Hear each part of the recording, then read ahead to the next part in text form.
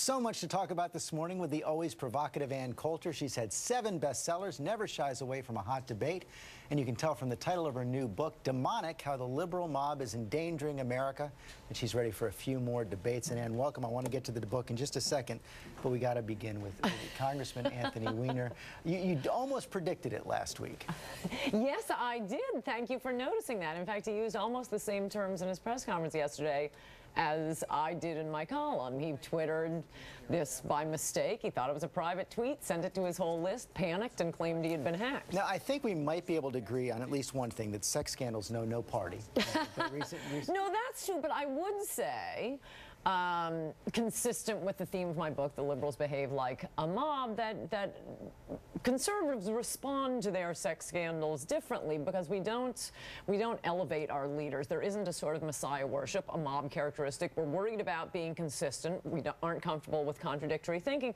The only Republican sex scandal where the Republican didn't resign or not run for re-election is Vitter down in Louisiana, and that was soliciting prostitutes. But that was 7 years earlier. By the time it broke, he had apologized to his wife. It was over. It came out when the D.C. Madame releases her list. And by the way, everybody knew there were Democrats on that list. Although Mark Sanford, of governor of South Carolina, held on as well for a long time.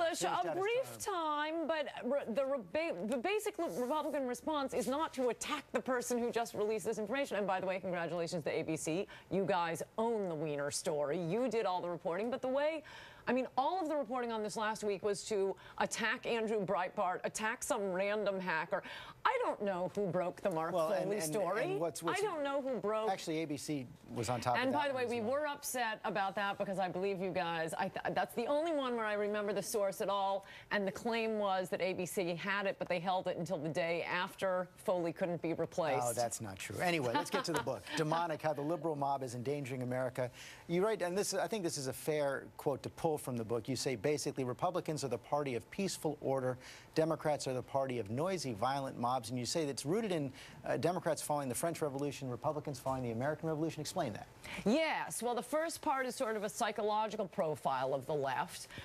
So even liberals who are wondering why they behave the way they behave might want to read it because it explains it. And it's all mob psychology from this French psychologist, or social psychologist, Gustave Le Bon, who is the father of groupthink, and Hitler and Mussolini studied him to learn how to incite mobs. And as I was reading it, I read a lot of books on mobs and groupthink.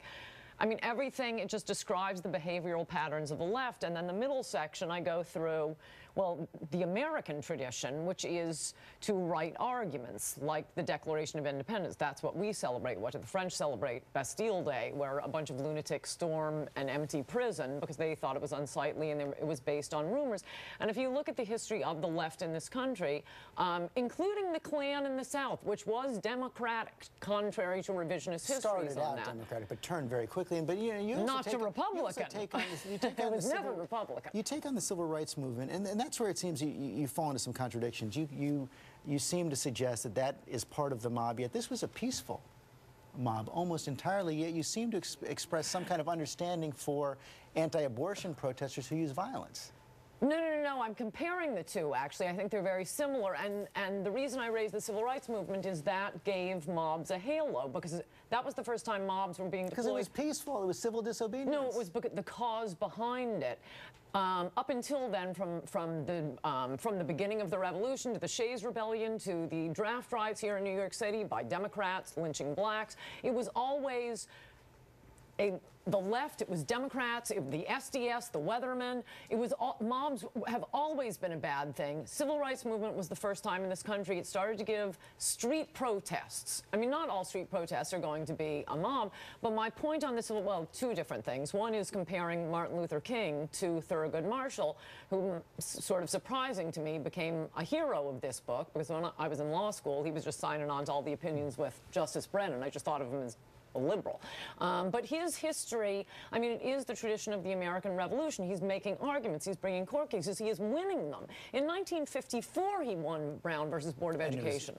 If there had been Republican presidents for that 9 years from 60 to 68, you never would have had to have a civil rights movement. I wish we had more time. I think Marshall and King would see themselves as allies, but they did not. I quote Thurgood Marshall criticizing Martin Luther King. Ann Coulter, thanks very much. Thank you.